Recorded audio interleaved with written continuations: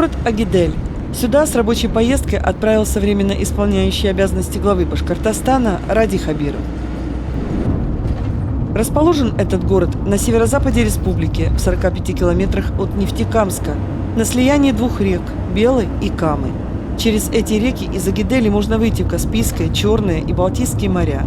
И есть возможность принимать суда типа река-море водоизмещением до 5000 тонн. Возник Агидель как поселок в июне 1980 года в связи со строительством Башкирской атомной электростанции. Спустя 10 лет под давлением общественности строительство АЭС в Агиделе прекратили, и многие местные жители потеряли работу. Часть помещений Башкирской АЭС с тех пор пустует. Росатом передал все, получается, да? Вот, недостроено. То есть там энергетика здесь есть, вода есть. Техническая инфраструктура здесь подходит, да. Все, то есть вам только сюда оборудование заставило. Оборудование, да, ремонт, да, и можно начинать. В 2020 году выпуск продукции. Ну, вот сейчас с 3 предприятиями заключили договора, но не сказать, что они там довольно крупные. Этим надо заниматься, но, во всяком случае, пока то, что есть, надо, во всяком случае, разместить и начать работать. Вот то, что есть, имеется в виду. Ну, вот эти, да, наши предприятия башкирские, которые требуются площади. Они обследовали, но готовы, пригодны для... Они так-то... Ну, есть, конечно, Ну, да. нет, это да, типа, само стены, вот что тут... Ну, это живое, да. Нашим, получается, кто будет, вот если мы там примем решение участия нашими деньгами, ну, фондом корпорации, это с вами мы имеем дело? Или С ФПИ, да. ФПИ, Саратовская республика, да. Это чисто республиканский, поэтому заинтересованность республики. И, соответственно, сразу экспортный потенциал. Потому что 3 вида мембраны, 100% запад готов мембраны. А сырье? Сырье, это у нас все здесь есть в округе. Все есть, да. А там сырье какое? Сырье, это различные там растворы полимеров, тут как раз электроспинное производство. Я уже, где? да. У нас есть Салават, да? Салават, Стерлитамак, да, округа. Ну, тут, да, Нижнекамск, Чайковск, тут все рядом. Все есть, да? Да, все есть. Это МВД и все силовые структуры, в первую очередь, специальная одежда для отдыха. Что делать? На какое решение? Посмотрели и на инвестчас или как? Нет, пока на инвестчас выходить не будем. Сейчас заявку сделали, федеральный бюджет. Нам надо получить эти деньги и все-таки привести сети все в порядок. Отфиксировали, посмотрели, вы занимаетесь в этой части, все вместе занимаемся. Но уже первые, вот вы говорите, какие-то предприятия уже готовы здесь. Ну вот сегодня вы увидите их, соответственно, переговорите на площадке. Это вот стапель и... Да, Уралтехнострой, да. Основные, крупные. Да, хорошо. Здесь раньше располагалась база тепломонтажа. Это смежники строительства Башкирской АЭС. После прекращения строительства безработная сталь, они отсюда снялись, и все эти объемы остались здесь, к большому сожалению. И вот я здесь уже пытаюсь раскачать вот эту с 2011 года, так как имущество принадлежало атомщикам, у нас не получалось. И в 2014 году вот, по инициативе нашей республика пошла навстречу, и мы забрали республику все эти объемы. Ну, правда, конечно, проблемные объемы, да. Что думаете здесь? Здесь вот будем приглашать инвесторов. Здесь тоже все есть, да? Здесь тоже все есть, но они подлежат, конечно, ревизии и ремонту. Это вот нельзя однозначно говорить, что они завтра можно кран открыть и вода потечет. Но, в принципе, настроить можно. Я предлагаю выйти посмотреть. Вот здесь как бы они все одинаковые. Каждому объекту у нас есть железная дорога заходит. Все у нас. Вот состояние железной дороги приблизительно такое. Она требует сколько километров? 37,8. Она требует как ремонта или нового строительства? Прям ремонт. Реконструкция, это можно сказать новая. Без железки здесь бизнес не А зайдет. если железка будет, то уже и бизнес пойдет, да? Да. Потому что сюда бизнес не пойдет. Ну, у нас единственный транспорт здесь железка и автомобильная уже. Дорога вот ехали, какая она, в каком состоянии. Тоже на нашем В балансе. зависимости от объема. А вот железная дорога, вот она, вот видно как. 30 лет. Там все сгнило, естественно.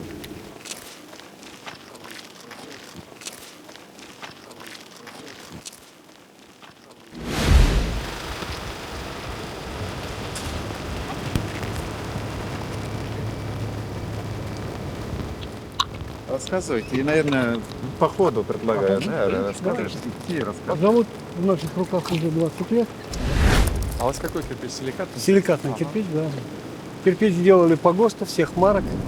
Осторожно. Вот. Начиная с 100-й, кончая 300-й марки. Завод очень в плисном состоянии находится. Постоянно его обслуживали, ремонтировали. И сейчас в рабочем состоянии, в принципе, месяц времени надо, чтобы завод... Сырье есть, да? Сырье есть, песок есть, свой карьер. А, здесь рядом? Да, да. У нас где-то вот 500 метров отсюда там находится песок, готовый. Проблем с сырьем нет. А известь возили с двух регионов. Это Свердловская, Челябинская область и со Стерлитамака возили. Мощность завода где-то около 5 миллионов кирпича в месяц. Это при трехсменной работе. А куда поставляли кирпич? Кирпич поставляли, начиная от Благовещенска, Дертюли, Янаул, Нефтекамск основной кирпич потреблял. Вот. Север Башкирии. Это автоклавное отделение, где идет пропарка кирпича. 8 автоклавов. Здесь остановились. В принципе, 3 автоклава в идеальном состоянии. Ну, а эти, в принципе, с допусками. В рабочем состоянии. Полностью остановили, Да, полностью заморозили, остановились. И электричество даже вырублены. Выключили даже электроэнергию. Вот у этого огромного завода 650 тысяч кирпича выпуск. Это небольшой объем кирпича. Это нулевая рентабельность. К сожалению, 2 последних года мы все ждали, что рынок поднимется. Мы продавали где-то 300-350 тысяч кирпича вместо 650. Конечно, пошли убытки, по налогам не успевали закрывать, по зарплате задержка пошла. Вот, долги по зарплате закрылись. У нас было 5 грузовых теплоходов, 27-я пристань Уфа. Мы кирпич возили отсюда, подгружали завод, возили кирпич в Уфу, из своего кирпича строили в Уфе. Река обмелела очень сильно. Стало нерентабельно возить тоже туда кирпич из-за того, что не могли стопроцентную загрузку теплоходов дать. Вот, поэтому себестоимость перевозки, она очень сильно влияет на это дело. По реке 400 километров везти надо. Все это дело. Поэтому вот Железки нету, соответственно. железки нету, соответственно, да, и мы оказались обрезанными. Но желание-то есть у вас снова вернуться на рынок Уфы? Да, конечно, желание есть, и больше того, как бы, ну, преступно вот это все бросать в таком виде. Это абсолютно работающий завод. И, просто пока немножко на грани риска находимся. Оборотки Притом, есть запустить у вас все? Вы запустите, если... ну, оборотка здесь небольшая, нужна порядка 4-5 миллионов. А, то есть и сразу она пойдет, да? Да, на сразу пойдем, да. Марат Гильянович, про новый проект расскажите. Это вот мини-клуб, новый цех. Мы планируем здесь газосиликатный завод построить. Готов проект. Мощность завода 390 тысяч кубов, объем производства автоклавного газобетона. Сегодня ведем с одним из девелоперов переговоры в надежде, что он войдет сюда, в этот проект, и под себя спланирует и спроектирует производство вот этого газосиликата. Это 5000 квадратных метров под крышей, 6 кранов. Все работающее, да? Ну, поснимали двигатели, чтобы не украли, а так все более-менее в рабочем состоянии. Вот куплена немецкая линия резов, 1,5 миллиона евро стоит она. Вот это вот, да, это верхановская линия реза. В упаковке находится, в тройной упаковке, вакуумная упаковка, фольга, все прочее. Линия, которая не была в эксплуатации. У меня какая просьба? Там я в понедельник, можете приехать ко мне? Конечно. Тогда в 9 часов утра ко мне, у меня там совещание как раз строительное будет. Там с кратким докладом, говорит, там буквально 10 минут, там весь стройблок я приглашу. Есть перспектива реанимировать это предприятие? Ну, сложно пока сказать, это же, мы же не можем нарушать законы экономики, но если здесь есть экономика, я вот поэтому с строительным блоком буду разговаривать в понедельник сразу. Если мы решим этот вопрос, все остальное уже абсолютно решаемо. Спасибо. Во-первых, спасибо, что приехали. Это площадка, где планируется строительство судоремонтно-судостроительного завода. Цех номер 1 по утилизации и переработке эмиссионных шламов и смывов, образующихся в результате зачистки танкеров. Второе, проект. Это строительство судостроительного завода. Это вот на территории, вот с правой стороны сейчас разбирают территорию от старых, скажем так, строений, ненужных еще со времен атомной станции. И третья тема – это зерновой терминал, который будет располагаться в полуторакилометровой зоне от данной территории, так как здесь не будут задействованы нефтепродукты, а по нормам необходимо полуторакилометровую дистанцию. Что сегодня нам препятствует к полноценному старту, хотя у нас сегодня получено уже решение строительства, это железную дорогу, которую мы сегодня по большому счету теоретически приняли решение, что да, мы это строим, инструменты мы нашли. Сегодня совместно с Минземимуществом и с МУП Казны, с корпорацией развития.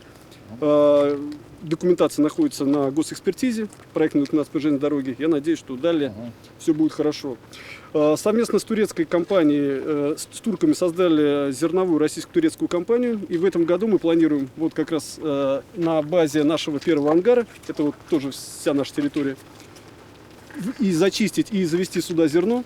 И в этом году 2 зерновоза отсюда отправить в Турцию. Для этого мы сегодня заказали уже перегружатели.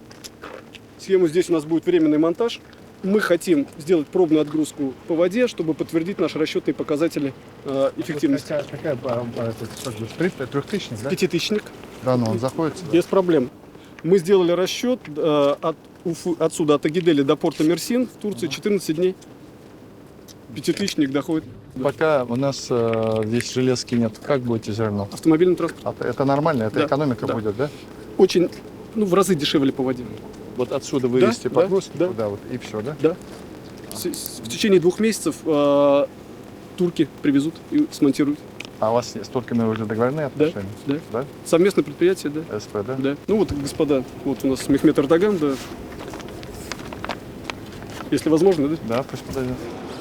Мы уже 3-й год пытаемся настроить систему, то есть они отгружают железной дорогой, но хотим запустить отсюда их. Соответственно, как только мы здесь сделаем только один пробник, количество контрактов резко возрастет, потому что желающих очень много. Merhaba, nasılsınız? Allah şükür. Siz burada çalışmak istiyorsunuz. Evet. Şirket yaptınız mı? Var. Var mı? Bu arkadaşlar bile. Diğer arkadaşlarla beraberiz. Evet. No, sizin için enteresan bir şey. Evet. Biz Ekonomik birkaç var defa mı? geldik zaten. Amerika'da defa gideceğiz. Çalışmaları yapıyoruz. Şimdi ne yapmak istiyorsunuz? Buradan yükleme yapmak istiyoruz gemilere. Evet. Siz yapıyorsunuz mu? Evet. Siz yapıyorsunuz. Sizin para mı? Bizim paramızla, sizin paranızla hep beraber. Сколько вы вкладываете с вашей стороны? На сегодняшний момент мы определились так, что мы не столько финансово вкладываемся, сколько существующими площадями и организациями, просто общей организацией. Я вот как понимаю, вот в этом блоке это вот первый реально работающий может стать, Да, правильно? да, Все да. остальное это вот сейчас обсудим. Да, да. Siz nasıl istiyorsunuz? Şimdi 2 aydan sonra siz gelirsiniz, buradan çalışmak başlar yani. Biz hemen başlayabiliriz. Çalışmalarımızı yaptık makine konusunda. Evet. Her şeyimiz Türkiye'de alırlar mı sizin? Türkiye'de gelir. Aha, Türkiye. Biz size için burada produktunu vereceğiz. İnşallah. İnşallah. Biz vereceğiz. Ve biz düşünüyoruz şimdi demir yollar hakkında burada. Demir Nasıl? yol. Demir. Demir yolu. Demir, Evet. Тогда вот это что-то более-менее. А кто сопровождает?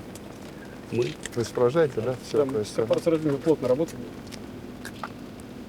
sizin ilk buraya gelmek gelgende ben geleceğim. Bakmak istiyorum. İnşallah. Дай Дай Бог. Бог. Дай Так Бог, сказать. да. Я по-русски нормально А, являюсь. да. Хорошо, я думал, не говоришь. Тогда на первое сегодня проедем, увидимся. Хорошо. Хорошо? Мы быстро готовимся. Давай. Тогда там мне в план поставьте, вот с ними выдерживаете, там, когда это будет. Если вы навигацию откроете, хотя бы пробно, очень хорошо будет. Ну вот мы за это постараемся. Ага. Хорошо, с этим договорились по зерну. А вы фарватер точно смотрели? Да, Сюда конечно. заходили, это вы готовы? Это? Да, Ради Фаридович, А все кто перевозчик? То есть перевозчик определил уже, да? Да, у нас, во-первых, есть турецкие перевозчики, которые могут, и этот порт под иностранным флагом может заходить сюда, плюс с московским личным пароходством. И у меня лично, я в город привозил, подписаны все соглашения. Когда у вас заходили последний раз сюда? Олег Владимирович, он отгружал Отгружал, да, бархатный терминал. Когда последний раз загрузка терминала? 7 Да? А, 7 А что возили? Да? Ради Фаридович хочет спросить, фарватер позволяет или нет? У нас сегодня? позволяют. А, все позволяет. То есть судно может подойти. Все остальное, понятно, здесь надо делать. Хорошо, ладно. Спасибо. Альфович, позвольте вопрос. А предприятия такого рода нужны же республике? Конечно, любые предприятия нужны республике, но вот то, что мы здесь сейчас работаем, критически важно запускать предприятие в Агиделе. Тяжелая ситуация, и вот есть смысл, что если мы все-таки расшевелим здесь, а я думаю, что мы расшевелим, то задышит и Агидель. Тут и ресурсы есть, и площадки есть, и мощности есть, все есть. Поэтому вот мы должны здесь очень активно поработать. А вот судоремонтность, судоходство, это всё новое? Это новое, это все новое, это определенно Старое, даже но новое. перспективы. Нет, это новое. Но вот сейчас пока работаем, здесь есть большое преимущество, это порт, который позволяет возить отсюда и зерно, и нефтепродукты, и тяжелые стальные конструкции. Поэтому вот наша задача запустить порт. А чтобы запустить, вот мне очень понравился проект, вот первый в эту навигацию уже отправить там хотя бы 2 баржи зерна. Есть над чем работать. Есть, да. Рабочая поездка в город Агидель временно исполняющего обязанности главы Республики Башкортостан Ради Хабирова продолжается. И он отправляется к многоквартирному дому номер 14 по улице Мира. Рахматлар яусын, рахмат яугыры. Біздің Агиделге келдігіз. Зор рахмат. Бір президентта, бір государствода келгені болмады. Риза бақилмін, рахматлар яусын. Мен мында 36 ел яшаймын. Городымызға 39 ел. Зинхар үшін. Іш урын ішләгіз біздің городқа. Сіз келу білән біздің начальствода движение көрінді. Ішлейлер, шобалар. Аллаға шүкір.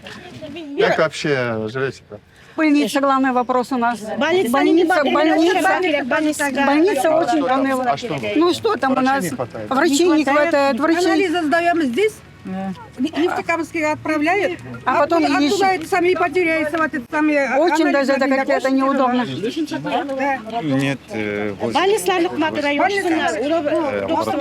К терапевту, вот вы как попадаете? Сразу попадаете? Нет.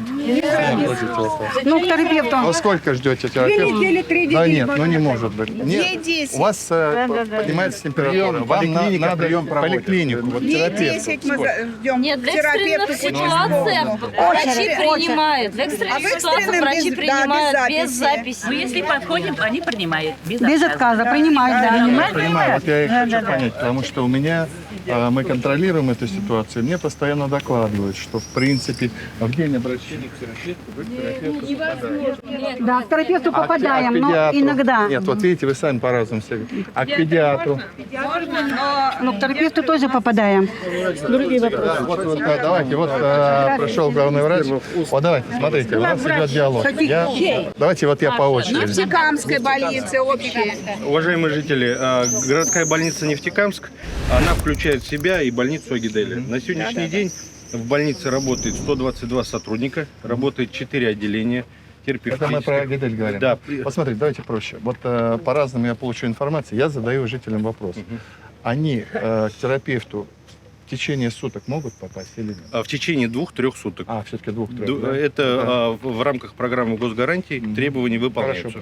Так, теперь к педиатрам. Как они попадают? Педиатрам те же самые требования, но здесь есть небольшие вопросы. У вас сейчас... нехватка. Да. Так? У нас 3... Узкие специалисты. Вот сколько условно попасть на правила ЛОР, например? Сколько ЛОР? Здесь лора нету. Мы работаем в рамках десанта узких специалистов. А как часто это? Раз в 2 недели. У нас прикрепленные АМЗИА. Вы вот ведете работу сейчас по привлечению специалистов? Абсолютно верно. Я уже квартиру предоставил. Да, мы на связи с администрацией. Вот смотрите, конец 2018 года и первое полугодие. У вас увеличилось количество врачей или уменьшилось? Уменьшилось. Замещение вместо одного пришли другие. Вот только Ну, так то есть поэтому, и не увеличилось, Убыли не увеличилось, и не- убыли не было, да, Да, но и движение да, вперед да, тоже. да. Значит, смотрите, у меня просьба, скажите, где в больнице, она же рядом? у вас больница? Вот в больнице откройте там какой-то зал актовый, и пусть люди придут. Завтра сюда придет Максим Васильевич, наш министр. Я ему все поручения дам, пусть он выникнет в эту историю. Время, поможет. какое время? А во сколько вы там? Сегодня до конца дня сообщим во сколько. Ну, давайте 13:00, 15:00, пусть, вот, чтобы люди, когда 15:00, вот в зале. Инвалид первой группы, сын.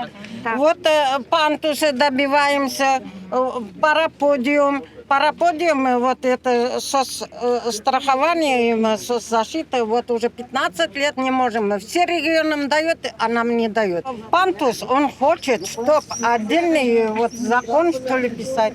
Неясно, много вопросов. Смотрите, вы живете, у вас колясочник, да? Колясочник первой группы, она тында утром. А в подъезде заезд? Ну, временные сделали, уже нам на уступку пошли. Но заезжать сейчас можете?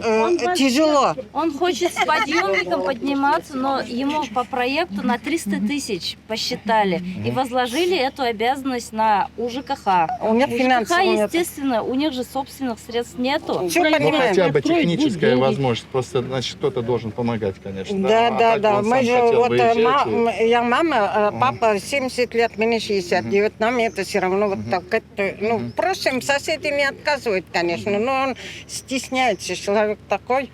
Вот, параподиум, пожалуйста, помогите. Вы запишите мне вот это включение Беляева. Телефон ее запишите и пару-тройку параподиумов пусть сделает. А там посмотрим, как будет. Ладно? Это вот новый ремонт? По региональной программе сделали вот месяц назад. А, вот эту Да, программу. в этом году. Это уложенный в кабель канал. Здесь лампа какая? Лампа померена Светодиодная. Да, померена. Мне очень нравится. А вот поменяли вы, да? Вот, Меняли в рамках региональной... Дом пятиэтажный, да? Дом 5 этажей. Сколько вот ремонт подъезда? Ремонт подъезда составил примерно 250 тысяч. Поменяли. Окна меняли. Покрасили, короба. Это плитку на всех этажах? Или... Нет, у нас только первый этаж. Первый этаж. А вот ближе? Комфортную дверь не поменяли полностью, да. крышу подремонтировали, отливы поставили. Ради Варикич, еще такой вопрос. У нас очень много малосемейок, да, коридорного типа. Смотрите, принимаем, вот давайте, Беляева поручение, когда будет делать программу главе поручения и Беляеву, выделите им лучшие деньги, даже может чуть больше, на ремонт коридоров. Вот об этом вы говорите. Они живут.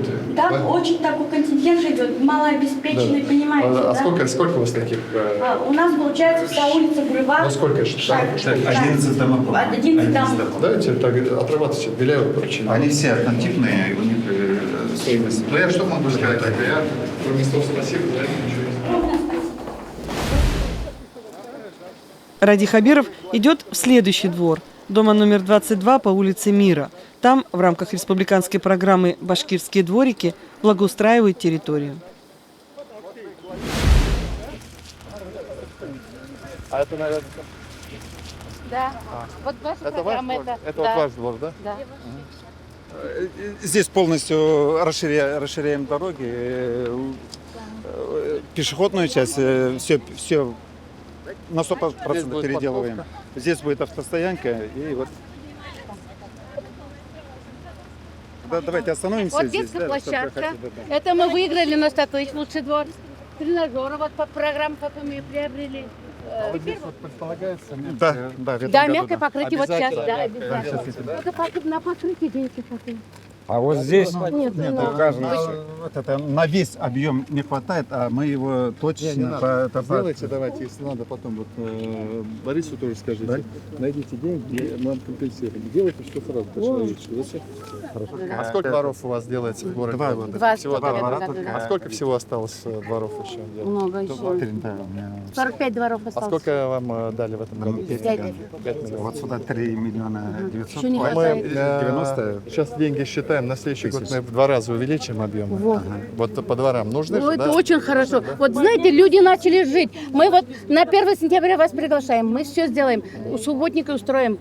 У нас много А вот идеальных люди планов. знают, какие следующие дворы? Знают. Чтобы мы знали, следующий год, да, там 21 год, 22 объемы мы в 2 раза увеличим. То есть вот вы уже можете делать. Очень даже хорошо. И вот У нас вот самое главное, я прошу, освещение будет? есть уже сделано. Да, освещение есть. Ограда детской площадки, Да. мафы. Да, есть все. это, Да, значит, скамейки все сделано. парковки отфиксированы. Все, да. как Все это положено. будет, да. У нас такой город красивый, вообще душа лежит. И место, река, канал это. Помогите нашему городу. Молодежи. Она. Я И вот говорил, вот смотрите, я уж так просто, я приехал именно по вашим предприятиям сегодня. Мы работаем, очень активно работаем. жалко Глава не молодежь. даст вам соврать, у меня каждый, вот мое внимание, это системно. Я был у Медведя, Дмитрия Анатольевича, 3 недели назад. Первый вопрос, который я с ним обсуждал, это Агидель. Поэтому мы раскачаем экономику. молодежь. Раскачаем. И еще больницу вот тоже. От нашего Начали. города вам гостиниц маленький.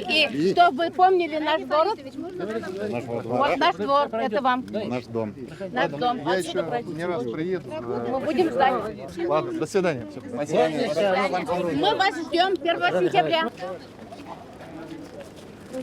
Неожиданно многолюдная встреча, достаточно сложная, я так понимаю, хотя вы улыбаетесь.